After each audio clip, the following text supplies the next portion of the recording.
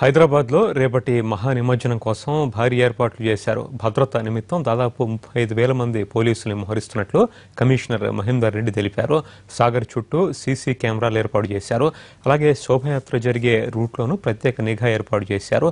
నిమజ్జనం ప్రశాంతంగా సాగేట్లు ప్రజలు సహకరించాలని విజ్ఞప్తి చేశారు మహేందర్ రెడ్డి. నిమజ్జన కార్యక్రమం కొరకు ట్యాంక్ బండ్ పరిసర ప్రాంతాల్లో మనం దాదాపుగా క్రేన్స్ 51 క్రేన్స్ మనం పెట్టడం జరిగింది. హైదరాబాద్ సిటీలో ఇమ్మర్షన్ కొరకే ఈ ట్యాంక్ బండ్ చుట్టుపక్కల అట్లాగే మిగతా ప్లేసెస్లో కలిపి 51 క్రేన్స్ ఈ ఇమ్మర్షన్ పర్పస్ కొరకు ఇన్స్టాల్ చేయడం జరిగింది.